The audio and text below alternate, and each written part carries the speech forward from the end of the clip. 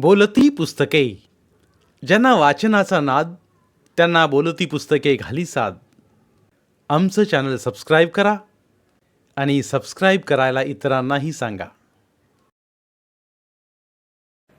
नमस्कार श्रोते मित्र हो.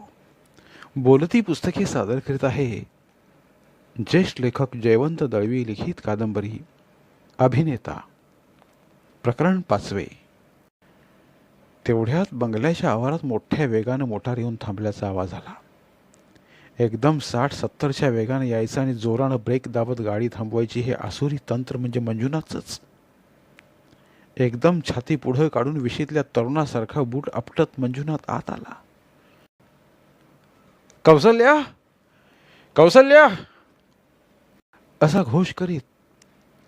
जणू त्याला कौसल्याशिवाय क्षणभरही धीर धरवत नव्हता. बाई शॉपिंगला गेले आहेत, यज्ञेश्वर म्हणाला. बरोबर कोण आहे? शैला इनामदार आहे. गड. मनू बघत होता. त्याच्या प्रकृतीत काय आहे ते त्याला कळत नव्हतं. विशीतला पोरगा दिसत होता. ओ हो हो हो. मनूकडे लक्ष जाताच तो एकदम नाटकी अभिनय करीत ओरडला. मनोहर पंत दीक्षित, महाराष्ट्राचा शेक्सपियर, नंबर कितवा? मनू नुसताच हसला. हे एक महाराष्ट्राचं भाग्य आहे, तो म्हणाला. इंग्लंडचा एकच शेक्सपियर. महाराष्ट्रात कोणीही एक नाटक लिहिलं की तो महाराष्ट्राचा शेक्सपियर. महाराष्ट्राकडे 2 डझनवर तरी शेक्सपियर असतील. तुझ्या यदुनाथ नाटकाचे प्रयोग जोरात चालू आहेत. बरं चाललंय. धंदा बऱ्यापैकी करेल असं वाटतं. करू दे करू दे, पण विषय आपल्याला आवडलेला नाही. एकदम बोगस. अरे तो नायक यदुनाथ केवढं बडबड बडबडतो. बायको कमरेतलं लोळी पडते. काही गरज होती का तिला लोळी पडण्याची? धडधाकट का नाही? सगळं काही एन्जॉय करण्याची क्षमता असलेली का नाही? म्हणजे प्रेक्षकात तिच्याबद्दल करुणा निर्माण करायची. ती सांगते यदुनाथला दुसरं लग्न करा. हा तुमचा नाटकातला संघर्ष. ती म्हणते लग्न करा. हा खुळा म्हणतो नाही. करा नाही, करा नाही. या द्वंद्वातच एक अंक गेलाय. दुसऱ्या अंकात बडबड, नुसती बडबड. समाज, माणुसकी, मानवता, जीवनमूल्य, केवढी बडबड. तुला एक सांगतो म्हणू, असले संवाद घालून 4 टाळ्या मिळवता येतात. तेवढंच मराठी हातानं काम. पण हे सारे शब्द निरर्थक निरर्थक आहे आणि तद्दन खोटे सुद्धा. ज्यांना त्यांचा अर्थ माहीत नाही ते हे शब्द अधिक वापरतात. यदुनाथ म्हणजे सेनापती बापट आणि साने गुरुजी यांचा अर्क आहे. अर्क. सेवा, सेवा आणि सेवा. दुसरा उद्योग नाही. यजुनाथनं दुसरं लग्न कर म्हणताच केलं असतं, किंवा त्याहीपेक्षा गुपचूप बाई ठेवली असती तर तुलाही जास्त आवडली असती. मनू चेष्टेच्या सुरात म्हणाला. Yes yes, by all means, why not. मंजुनाथही तेवढ्याच निगरगठ्ठपणे म्हणाला आणि त्यानं यज्ञेश्वराला मद्याची ट्रॉली आणायची खूण केली. तू एक माझं नाटक कर. अगदी वास्तववादी नाटक लिहून देतो. हा वास्तववादी म्हणजे काय? माझी कधीपासून एक कल्पना आहे. तुझ्यावरच एक नाटक लिहायचं, जसा आहेस तसा. नाटक नको. का? तू तर मूळचा रंगभूमीवरचा. ते सगळं खरं. अनेकदा वाटतं मधनं मधनं तोंडाला रंग फासावा. निदान महिन्यातनं 5 तारखा रंगभूमीला द्याव्यात. पण ते सुवर्ण महोत्सव, शतक महोत्सव, ते एकच दळण दळत बसायचं, ते नको वाटतं. पण तुझी ही कल्पना चांगली वाटते. आपण चित्रपट करू शकू. तू मला धरून नाटक लिहायला लाग. नाटक किंवा कादंबरी. आपण त्याची छानपैकी मूव्ही करू. यज्ञेश्वर ट्रॉली ढकलत आला. ट्रॉलीतच 200-250 पत्रांचा ढिगारा होता. Fan mail. ही फॅन मेल वाचतोस तरी? म्हणून विचारलं. ती पत्र वाचवत नाहीत. सुरुवातीला उत्साहाच्या भरात वाचत होतो. आता शक्य होत नाही. हातातही धरवत नाहीत. हल्ली मी हे काम यज्ञेश्वर आणि आता कौसल्या यांच्यावर सोपवलंय. तीच दोघं पत्र निवडतात, उत्तर लिहितात आणि माझी सही करतात. तेवढ्यात एक बंद लखोटा यज्ञेश्वरनं मंजुनाथच्या हाती दिला आणि तो आत गेला. मंजुनाथनं लखोटा फोडला आणि आतलं पत्र वाचलं. काही क्षण तो अतिशय गंभीर झाला. त्यानं 2 ग्लास भरली. एक ग्लास मनूच्या हाती दिला. मनूला कुतूहल होतं कोणाचं पत्र असावं, पण त्यानं विचारलं नाही. तेवढ्यात मानेला झटका देत मंजुनाथच म्हणाला, हो, what is wrong in that? काय झालं? शिंगणापूरच्या वृद्धाश्रमाची तक्रार आली आहे बापूरावाबद्दल. काय म्हणून? वृद्धाश्रमात मासे आणतात, ते कापल्यावर त्यावरचं ओलं रक्त म्हणे बाबूराव चाटतात.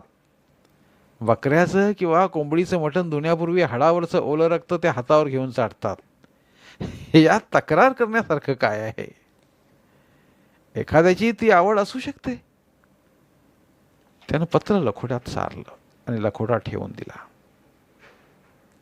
मनूनं काही मतप्रदर्शन करावं म्हणून तो काही क्षण मनूकडे टक लावून बघत राहिला. मनू काहीच बोलला नाही. त्याला वाटलं आपल्या घरी मासे आणले असते किंवा मटण आणलं असतं आणि त्यावरचं ओलं रक्त कोणी चाटू लागला तर आपण त्याला असं करू नकोस असं सांगितलं असतं, की एखाद्याची ती आवड असते म्हणून त्याला रक्त चाटू दिलं असतं. चाटू नकोस असं सांगितलं असतं का? ओल्या रक्ताची चटक ही हिंस्र वृत्तीचं लक्षण आहे का?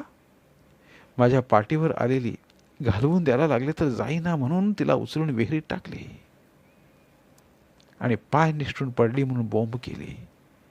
हे रमाबाईचे शब्द त्याला आठवले. बापूरावात ही हिंस्र प्रवृत्ती असावी. भीत भीत त्यानं विचारलं, बापूरावांमध्ये हिंस्र प्रवृत्ती असेल का? असेल, कोणात नसते.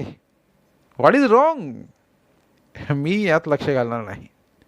आणि हिंस्र प्रवृत्ती असली तरी करून करणार काय? अखेर वय काय बापूरावांचं?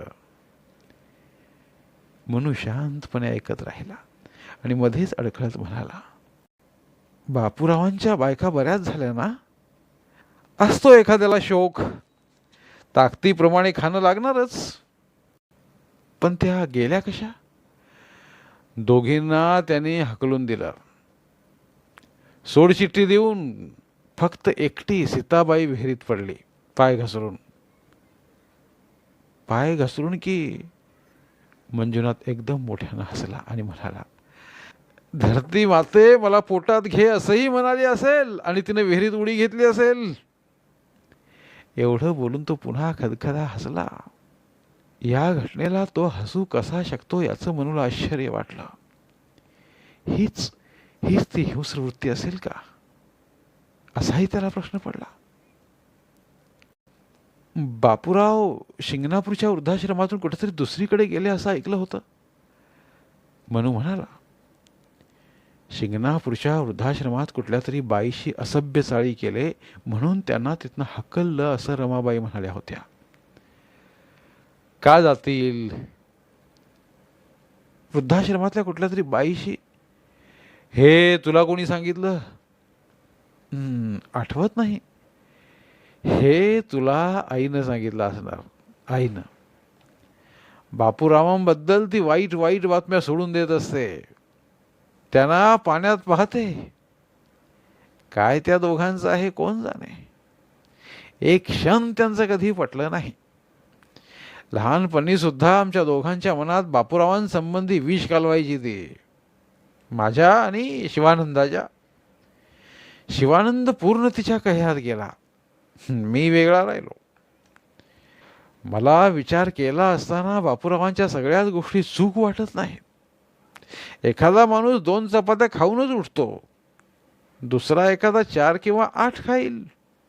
त्याची भूक तुम्ही मान्य कराल की नाही, की सगळ्यांनाच 2 चपात्यांचा नियम लावणार? चपात्यांची भूक आणि सेक्सची भूक या 2 सारख्याच गोष्टी मानायच्या का? का मानू नयेत? मी मानतो, ज्याच्या त्याच्या गरजा असतात त्या पूर्ण झाल्याच पाहिजेत. मनू काहीसा तुच्छतेने हसला. कदाचित विस्की ही थोडीशी चढली असेल म्हणून तो तुच्छता दाखवू शकला आणि थोडासा धीर करून म्हणाला, थोडं बोलून टाकतो. बोल बोल. मंजुनाथ, तुझी गरज होती ती भागली, पण शिवानंदाचं काय झालं? फॉर दॅट मॅटर रेखाचं सुद्धा काय झालं? ती आता वाऱ्यावरच पडली ना? मंजुनाथकडे काही खुलासा नव्हता. तो बराच प्यालाही होता. दोन्ही हात पसरून तो म्हणाला, फॉल आउट, फॉल आउट. आपण काही करू शकत नाही अशा या गोष्टी आहेत. रेखाला कायमची बाळगू शकत नाही, तशीच शिवानंदाची मनस्थिती सावरू शकत नाही. आपण काय करणार? तूच सांग, काही आहे का उपाय? इथे नीती येते. दुसऱ्यावर होणाऱ्या परिणामांचा आधी विचार करून गोष्टी कराव्या लागतात. एवढा आखीव रेखीवपणा जीवनात सांभाळणं कठीण आहे. सांभाळला तरी मग चैतन्य राहणार नाही. हल्ली कधी भेटला होता? कोण? शिवानंद. इथं 2-3दा आला होता. चिखलात माखलेले कपडे, 15-20 रुपये घेऊन जायचा इथून. काही म्हणाला, एक शब्द बोलला नाही. खाली मान घालून बसला. पैसे हातात पडताच उठून निघून गेला. तो पूर्वी सुद्धा कुठं फारसा बोलायचा. त्याला रीतीवर आणायला काहीतरी केलं पाहिजे. काहीही करणं शक्य नाही. त्याची केस हाताबाहेर गेलेली आहे. कृष्णा कुमठाच्या इलेक्ट्रिकल स्टोअर्समध्ये तो जातो. कृष्णाला हल्ली मी महिन्याला 600 रुपये देतो कॅश. कृष्णा त्याला दर दिवशी 20 रुपये देतो. काय पितो, काय खातो, परमेश्वर जाणे. परवाच्या दिवशी 2 देवळापाशी तर्र होऊन पडला होता. पाहून मनात सर्र झाला. पण आपण काय करणार? काही करणं शक्य नाही. काही करणं शक्य नाही. शेवटचा घोट तोंडात ओतून म्हणून जायला उठला. तेवढ्याच फोन वाजला. यज्ञेश्वर फोनवर आला. सीपी खन्ना. फोनवर हात ठेवून यज्ञेश्वर म्हणाला, घर में नहीं है. याचा 4 वेळा फोन आला. 2 पिक्चर सॉलिड हिट गेले म्हणून नाचत आहेत. उद्या सकाळी कर म्हणावं. खन्ना जी, अब साहेब बाहर गए हैं, रात को जल्दी आएंगे नहीं, सुबह रिंग देना. असं म्हणून यज्ञेश्वरनं फोन खाली ठेवला. यज्ञेश्वर खोटं अगदी सफाईनं बोलतो. त्याला एकदा हिंदीत हिरो बनवायचा आहे. मराठी पिक्चर्समध्ये जा म्हटलं तर नको म्हणतो. मराठी पिक्चर्समध्ये गेला हा तर तिथले म्हातारे हिरो तरी बाहेर पडतील. हे आपलं यांचं नेहमीच आहे असा आविर्भाव करीत यज्ञेश्वर आत गेला. आज परत जाताना मनूच्या मनात एक समाधान होतं. रेखाच्या बाबतीत त्यानं कबुली दिली होती. आतापर्यंत शिवानंद पितो म्हणून रेखाला आपण कंपनी देतो असं तो म्हणायचा. दिवाणखान्यातील कोचावर कौसल्या शांत बसली होती. आपल्याच विचारात आतल्या आत बुडून गेली होती. अलीकडे तिच्यात थोडाफार बदल होत होता. पूर्वीप्रमाणे उत्साह उसळत नव्हता. आपल्या भोवती ती शिंपला बंद करून घेते आहे की काय असं वाटत होतं. थोडं मन रमावं म्हणून ती झुंजाररावचे आपले संवाद पाठ करीत होती. तेवढ्यात फोन वाजला. तरी ऐकू न आल्यासारखी ती संवाद वाचण्यात गर्क झाली होती. यज्ञेश्वरनं फोन घेतला. हॅलो, यस सर, जी हाँ, जी हाँ, अभी अभी निकलते हैं, शुक्रिया. त्यानं फोन खाली ठेवला आणि म्हणाला, प्रोड्युसर यशपाल ठाकूरांचा फोन होता. साहेब निघालेत का ते विचारायला. कौसल्यनं फारसं स्वारस्य दाखवलं नाही. मनातल्या मनात संवाद वाचत तिनं फक्त यज्ञेश्वरवरनं थंडपणे नजर फिरवली. साहेब लगेच निघताहेत, तिने विचारलं. आवाज शुष्क झाला होता. हो. यज्ञेश्वर इतकीही आपल्याला मंजुनाथची माहिती नसते याचं तिला वैषम्य वाटलं. विचारांची देवाणघेवाण थांबते आहे का असा एक विचार मनात येऊन गेला आणि आतल्या आत कोंडल्यासारखं झालं. म्हणजे आजही तालीम नाही, एक तालीम धड झालेली नाही.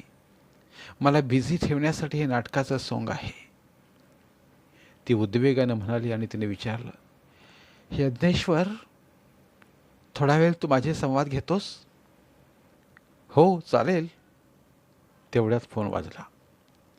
हॅलो, यज्ञेश्वर म्हणाला आणि गोंधळला. पलीकडच्या व्यक्तीनं फोन पटकन खाली ठेवला. कुणाचा? कौशल्यानं विचारलं. कोण जाणे, तिनं खाली ठेवला. तुमचं नाव घेतलं, कौसल्या. माझा आवाज ऐकताच फोन पटकन खाली ठेवला. आवाज मात्र बाईचा होता. तिने एकदम पुस्तक मिटलं आणि ती विचार करीत राहिली. कुणाचा फोन असेल? आता कितीतरी दिवस झाले बाई नाव सांगत नाही. तिचं मन पुन्हा खंगू लागलं. त्यातून सुटण्यासाठी ती म्हणाली, चल थोडा वेळ तालीम घेऊ, म्हणजे हे नाटक बसवायचं एवढं तरी साहेबांना कळेल. कौसल्या कमलजा झाली आणि यज्ञेश्वर तात्पुरता झुंजारला. यज्ञेश्वर हाही एक गुणी नट आहे हे तिच्या लक्षात आलं. साध्या तालमीतही तो झुंजाररावांचे संवाद नुसते वाचत नव्हता, तर अंगात झुंजारराव संचारल्यासारखा संवाद फेकत होता. कमळजा दिवाणावर झोपते, दचकून जागी होते आणि म्हणते, कोणते? आपण का? उठून निजायचं ना आता? झुंजारराव एकदम तोंड फिरवतो आणि करड्या आवाजात म्हणतो, कमळजा, आज निजताना जगदंबेचं स्मरण केलं होतंस? होय, केलं होतं महाराज. बरं, एखाद्या पातकाबद्दल परमेश्वराची क्षमा मागितली नसलीस तर आता मागून घे. कमळजा घाबरते, दचकून विचारते, म्हणजे काय महाराज? कमळजा, चल आटप लवकर, मरणाची तयारी कर. ही तालीम सुरू असताना बाहेर जाण्याच्या तयारीनं मंजुनाथ आला. यज्ञेश्वरच्या तोंडचे संवाद ऐकून खवळला. म्हणाला, हॅट्स आला, हिरो हिरो होणार आहे. काय झालं साहेब? काय चाललंय काय? ही तालीम? असं विचारित त्यानं अगदी बायकी आवाजात म्हटलं, चल आटप लवकर, मरणाची तयारी कर. म्हणजे जसं काही चल आटप, पाणी उकळलं, चहाची पावडर टाक. सगळे हसले. कौसल्या इलाज नाही म्हणून अगदी माफक हसली. मंजुनाथ म्हणाला, आधीच हे संवाद आहेत नाटकी. चल मरणाची तयारी कर असं म्हणून कोण कुणाला मारित नाही, फटकन मारतो आणि मोकळा होतो. पण हे संवाद म्हणायचे तर मरणाचा थरकाप तरी व्हायला हवा. यज्ञेश्वर शिकाऊ मुलासारखा बाजूला उभा राहिला. धन्यवाद. उर्वरित कादंबरी पुढील भागात.